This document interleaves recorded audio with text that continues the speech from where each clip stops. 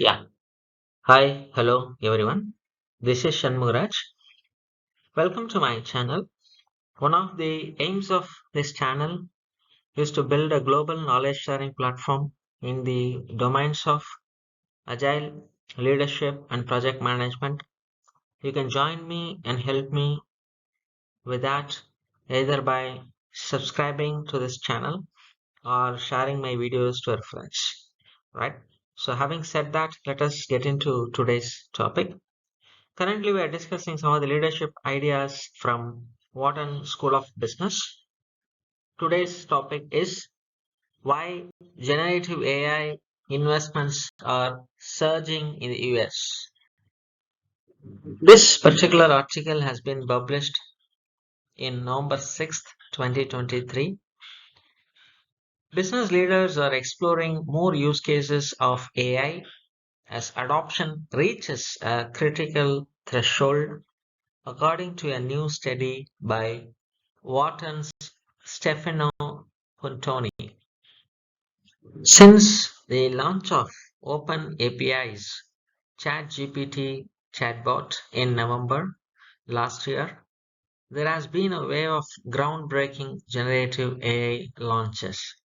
Companies like Microsoft are developing new AI tools, providing productivity enhancing software that potentially empowers millions of workers to automate tasks like document and email generation or spreadsheet creation.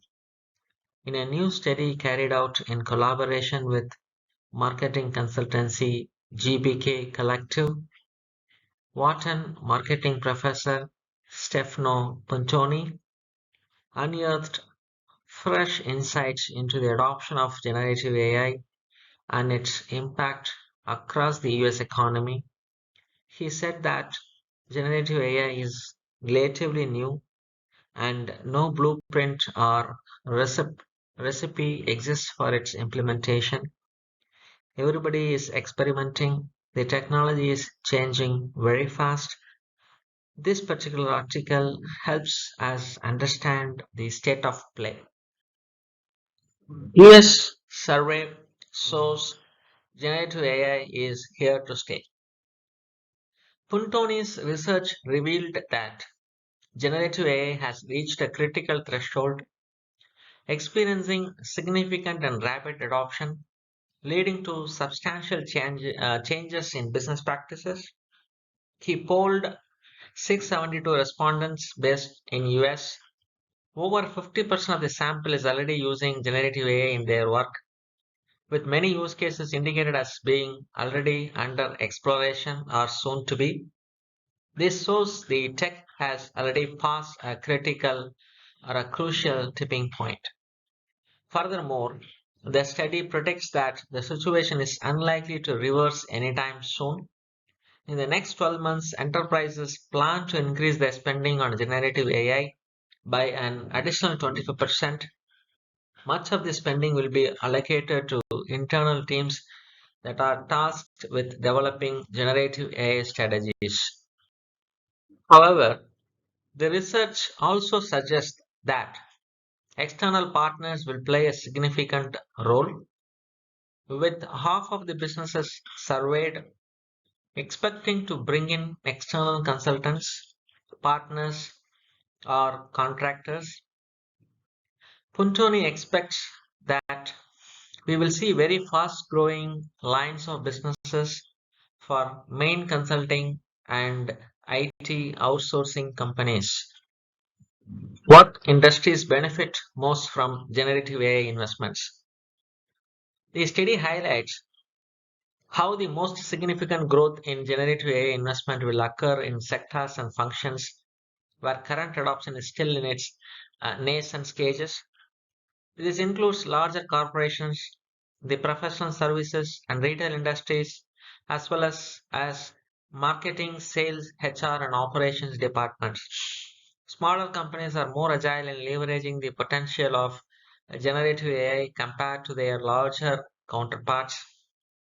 This reflects their ability to adopt tools and processes quickly, driven by the greater pressure to realize the efficiency gains of a generative AI. The technology can streamline processes and reduce operational costs, potentially giving smaller firms a competitive edge. Will generative AI investments impact jobs? Executives are mostly optimistic. Despite the anticipated surge in Gen AI investments, the executives surveyed are optimistic that generative AI will not lead to widespread job cuts. Rather, they believe it will enhance employee skills in some tasks rather than replace human skills. At the end of the day, generative AI is producing content. That's what many office workers are doing. On the other hand, this will be a way of existing employees to do a much better job or more jobs. Which scenario, skill enhancement or replacement prevails will depend on the function, company, and specific employees. Business leaders polled in the survey anticipate a wide array of tasks that generative AI will undertake in the coming years, with a strong focus on data analysis, marketing, content creation, and customer and competitor research. The use of generative AI in software development, particularly coding, also receives high endorsement. The quip now is that hottest programming language is English. You can just tell the algorithm what you want it to code. The majority of those surveyed believe that generative AI will use for managing supply chains and recruiting employees. However, a smaller portion expects AI to assist in drafting legal contracts, possibly due to concerns regarding the accuracy. Nevertheless, the study demonstrates that generative AI will deliver substantial benefits to businesses, with executives expecting enhanced employee efficiency and optimized business operations. A lot of companies can use this technology not just to cut costs but to help employees do a better job. Those who believe the tech is powerful think it will raise both efficiency and effectiveness. Businesses continue to wrestle with pros and cons of AI. However, the research shines a spotlight on the challenges that executives face when implementing generative AI into their businesses. Key concerns revolve around the accuracy of results, the risk to customer privacy, internal assistance, and ethical considerations. Decision makers express a range of emotions about AI, including caution and skepticism. Concerns resolve around privacy and data. To what extent can we use these algorithms when we are feeding them with the data? We might not want to be outside the company. However, these concerns are balanced by feelings of optimism and excitement about AI's potential. Now, let us look at some of the key recommendations for leaders using generative AI. For those looking to harness the positive benefits of generative AI, there are three key recommendations offered by this Wharton researcher. Firstly, he stressed that the importance of embracing an intentional test and learn approach, ensuring there is a method in the madness. Leaders should maximize organizational learning while minimizing risks and share the new insights with others. Secondly, companies should establish policies for dealing with company and customer data. They must ensure technical and legal support in the intentional testing and learning approach, incorporate quality control systems, especially for frontline service deployment and in investment in training for staff. Lastly, he advocates for using generative AI to make humans more productive and capable rather than seeking to make them obsolete.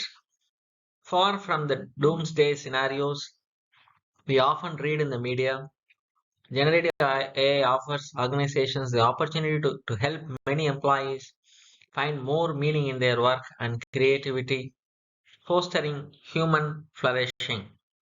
With this, we have come to the conclusion of this video. Hope you guys got a fair understanding that how generative AI is reaching a critical threshold and Gen AI investments are going to stay for a year or so in US and rest of the world. We have seen, based on the survey taken by Wharton School, how the respondents were trying to use in various areas like competitive analysis, data analysis, right? And they're also optimistic about, no widespread job cuts on that. We also saw three key recommendations for using Gen AI to the leaders, right? So I hope you guys like this kind of videos that helps you to become a better digital leader, right? So with that, I'm signing off. See you in next video.